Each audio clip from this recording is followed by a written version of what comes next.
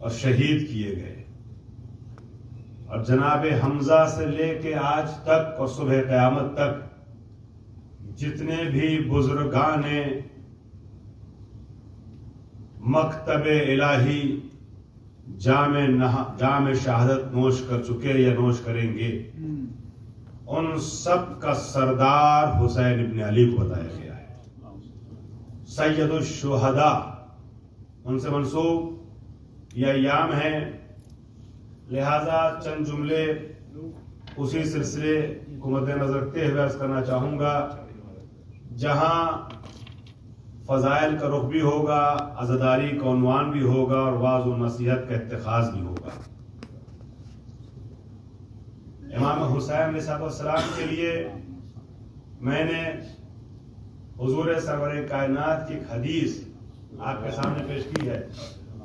جو بھی مسلمان ہو وہ عمل صالح انجام دیتا ہے، نیک عمل انجام دیتا ہے اس خیال سے کہ ہمیں جنت نصیب ہو جائے، لیکن حضور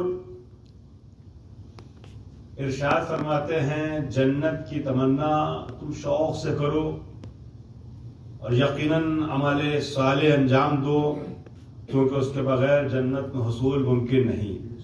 لیکن یاد رکھنا اس کے لیے ایک اہم شرط ہے، ایک اہم رخ ہے جس کو ذہن رکھنا ضروری ہے۔ حضور ارشاد فرماتے ہیں الا وان الحسین باب من ابواب الجنہ، آگاہ ہو جاؤ، باخبر ہو جاؤ کہ بے شک حسین جنت کے دروازوں میں سے ایک دروازہ ہے۔ من عاندہ حرم اللہ علیہ ریح الجنہ، جو حسین سے عناد رکھے گا، حسین سے دشمنی کرے گا، اس کے اوپر اللہ جنت کی بو تک حرام کر دے گا، بو جنت بھی اسے سونگھنا استشمام کرنا نصیب نہ ہوگی۔ عزیزان گرامی، حسین اللہ کے کرم کا مظہر بن کے زمین پر آئے۔ یوں تو ہم نے تمام انبیاء اور اولیاء اور ائمہ کی زندگی میں شان کرم دیکھا ہے، لیکن کیا کہنا اس کریم کا جو مجسمہ کرم ہے، جو روح کرم ہے، جو اصل کرم ہے۔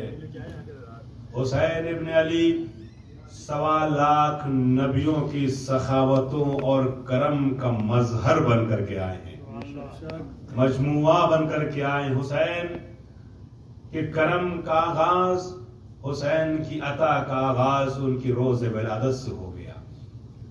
اور یہ بھی اگر آپ غور کریں، اکثر سنتے رہتے ہیں مگر اس رخ سے غور کریں تو ایک عجیب گوشہ حسین کی فضیلت کا، حسین کی زندگی کا ہے۔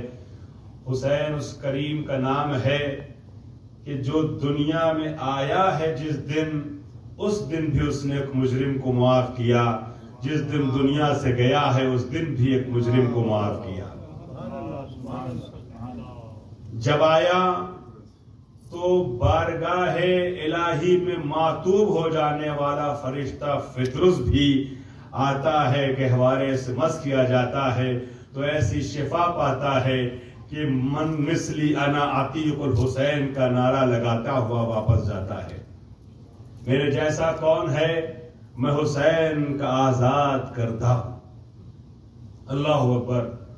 اور جو حسین کی زندگی کا آخری دن ہے، اس دن بھی ایسا گنہگار معاف کیا جاتا ہے جس کی معافی کے لیے عام انسان سوچ نہیں سکتا۔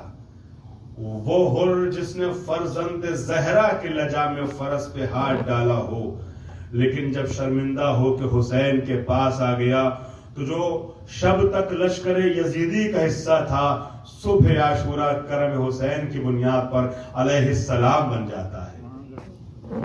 غور کر رہے ہیں آپ؟ عزیزان گرامی، امام حسین علیہ السلام کی ذات عجیب ہے، آپ کی شخصیت عجیب ہے۔ ہم حسین کا غم منا رہے ہیں، اور جن دنوں، جن ایام میں ہم غم حسین مناتے ہیں، دنیا کی ساری خوشیوں کو ترک کر دیتے ہیں۔ ساری خوشیاں ترک کرتے ہوئے ہم غم حسین میں مشغول ہو جاتے ہیں۔